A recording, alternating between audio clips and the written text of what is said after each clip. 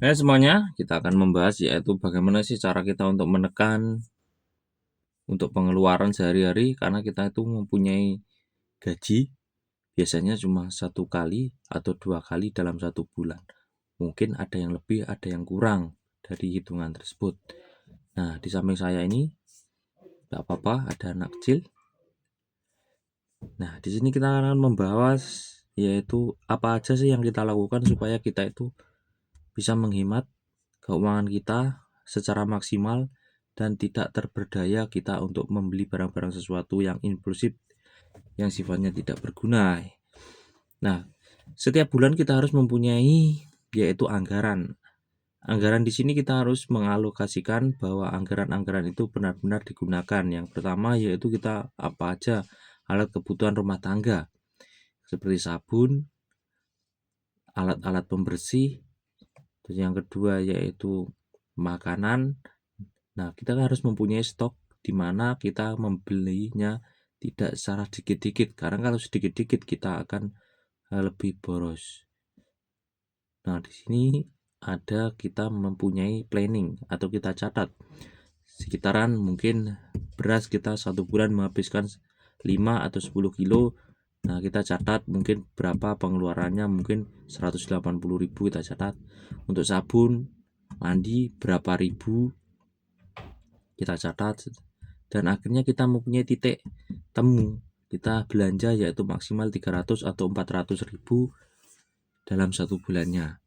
Nah, di situ kita juga masih belum membayar listrik, air, yang mana kita harus membatasi. Mungkin kalau listrik kita 300 sampai 400.000 1 bulan. Untuk menghemat kita juga tulis. Jadi 1 bulannya itu mungkin kita alat keperluan rumah tangga, iuran dan lain-lain mungkin 600.000.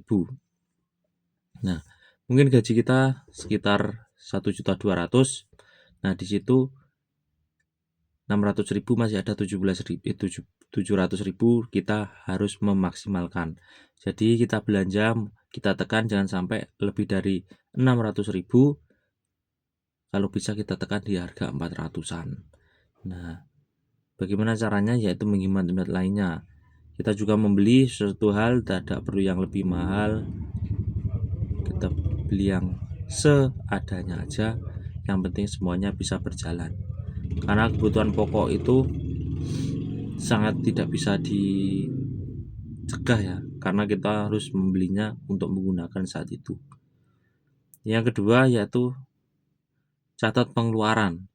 Kita mempunyai catatan pengeluaran, itu kita akan mempunyai pikiran untuk mengeluarkan lagi, gitu akan berpikir 2 kali. Jadi 1 bulan itu pengeluaran kamu apa aja, mungkin sudah mengeluarkan 1 juta, 2 juta untuk ini dan itu, tentunya kamu akan mempunyai pikiran untuk menekannya. Tapi kalau kita tidak mempunyai lalu lintas keuangan kita, blong-blongan, mungkin kita akan merasa lebih mudah mengeluarkan uang dan tahu-tahu isi keuangan kita akan berkurang. Kecil maupun besar pengeluaran ditulis saja, tidak apa-apa. Gunakan aplikasi keuangan seperti Excel, Money Lover atau lain-lainnya, catatan-catatan keuangan yang mengatur kredit maupun debit di saldo kita. Terus yang ketiga, bedakan kebutuhan dan keinginan. Teman-teman kalau mempunyai keinginan, mungkin semua orang mempunyai keinginan, itu wajar. Nah, suatu misal kita di marketplace dan mau pembeli ini, cukup kita masukkan keranjang aja atau kita lihat-lihat saja. Sekiranya masih belum terlalu menggunakan itu dan mungkin ada barang yang lama masih bisa digunakan ataupun masih bisa walaupun belum maksimal 100%, dengan yang baru kita gunakan aja sampai kita itu benar-benar membutuhkan atau benar-benar kadang kita lupa. Nah, karena kita lupa itu juga akan menekan keuangan kita untuk berkeluar. Yang mana gunakan prinsip 1-2 hari sampai 3 hari, kalau kita sangat membutuhkan baru kita membeli. Ya siapa tahu dimasukkan keranjang nanti ada pemberitahuan bahwa ada diskon. Di situ juga suatu trik untuk kita mengatur keuangan kita supaya tidak terlalu keluar banyak. Yang keempat, siapkan dana darurat. Berapapun dana darurat kamu dan simpanan kamu harus kamu sisihkan. Kalau kamu memang berat menyisihkan 20.000 ya 10.000 atau 5.000, yang penting apa? Rutin, teman-teman.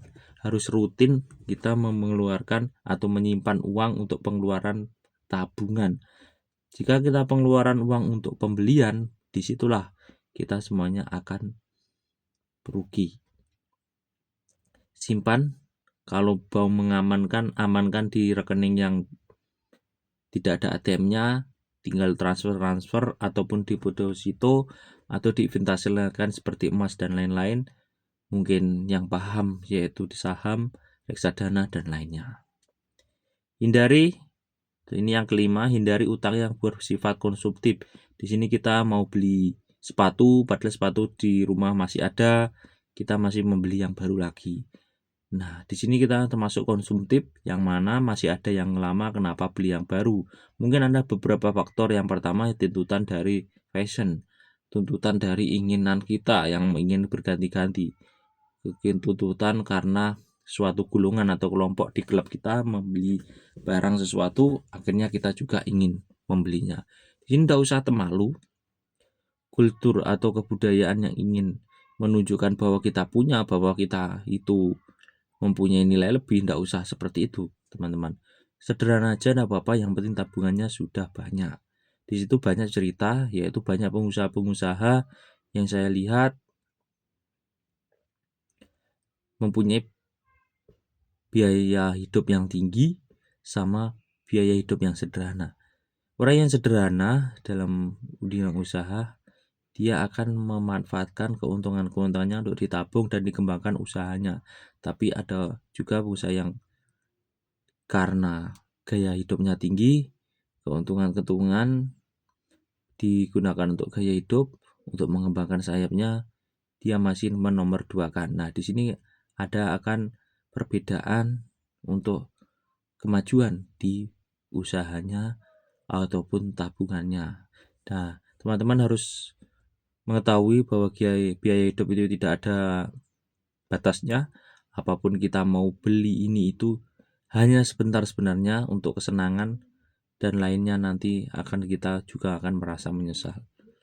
Kita boleh memberikan reward kepada diri kita untuk keuangan, tetapi kita harus berpikir panjang, jangan terus dikasih karena keinginan itu tidak ada batasnya.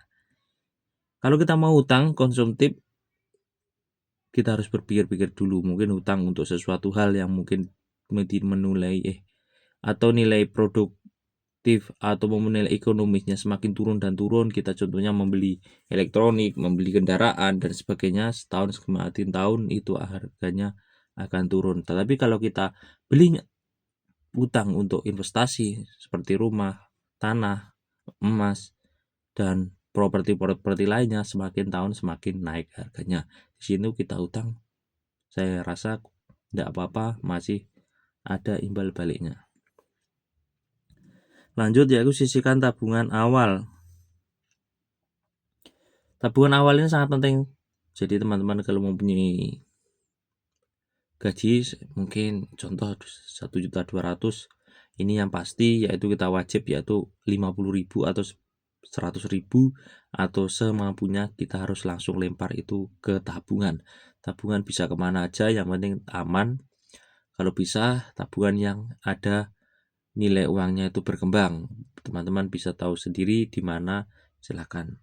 Jangan kita menyimpan uang karena uang itu hanya tergerus dengan inflasi dan inflasi.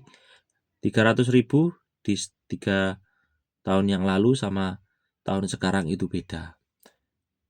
Tahun lalu kita mempunyai 10.000 sudah mendapatkan nasi yang besar, ayam besar. Sekarang mungkin ukurannya sudah beda dari 3 tahun 10.000 kemarin dulunya. Lanjut, ini teman-teman belanja mempunyai daftar. Nah, daftar ini hampir sama dengan poin yang satu. Jadi mempunyai mempunyai jadwal ataupun tulisan. Di sini maksudnya yaitu jangan lapar belanja dan belanja. Teman-teman, mungkin ada sale, ada apapun di situ, diskon murah, belanja kita tetap itu aja. Kecuali kalau memang yang kita belanjakan, yang kita tahu nih beli itu ada diskon, baru kita beli.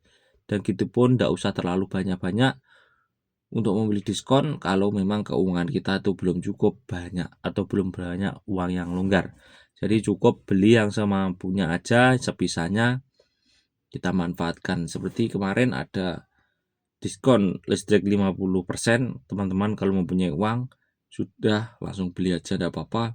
Maksimalkan kalau memang belum punya uang longgar, ya sekuatnya berapa, 200.000 atau 500.000 tidak apa-apa juga beli. Yang penting teman-teman beli dengan diskon itu benar-benar membawa manfaat kepada kita. Kalau hanya diskon-diskon biasa, mungkin naik daya, terus teman-teman mungkin tidak membutuhkan daya yang lebih tinggi, mumpung ada naik daya dengan biaya gratis, ya tidak usah itu dimanfaatkan teman-teman. Cukup apa yang ada sekarang kita manfaatkan. Nah, 10 investasi sejak dini. Seperti saya singgung yang poin kemarin, poin yang dulu itu yang baru saja saya sebutkan bahwa investasi di sini banyak banget teman-teman. Tapi hati-hati investasi, jangan kita terbujuk dengan rayu investasi yang manis-manis. Karena banyak investasi yang berujungnya itu tidak menyenangkan atau hilang karena mempunyai janji-janji manis. Nah, di sini kalau deposito jelas, kalau emas jelas, terus tentunya simpanan investasi lainnya itu yang jelas. Suatu misal kita menjanjikan dengan kita menanam modal dan orang tersebut kita baru kenal ataupun kita tidak tahu track recordnya, kita harus berhati-hati untuk tanam modal itu. Karena mungkin 10 juta sampai 50 juta, 100 juta kalau gitu hilang, kita akan juga kebingungan. Jadi usaha ya usaha, kalau memang kita masih ragu dan kita tidak berani untuk mengambil risiko bahwa uang kita mau hilang dengan jumlah sekian, sebaiknya mundur saja, cari investasi lain. Jangan mudah atau percaya dengan orang-orang dengan janji manis apapun. Karena yang manis-manis mungkinnya akan cepat diambil mereka, tidak mungkin dikasihkan ke orang lain. Terima kasih yang sudah menonton untuk perbincangan tentang finansial kehidupan sehari-hari. Mungkin bisa membantu teman-teman, dan saya bahas ini yaitu tentang untuk menabung, untuk menekan pengeluaran, dan untuk masa depan. Terima kasih yang sudah menonton, sampai jumpa.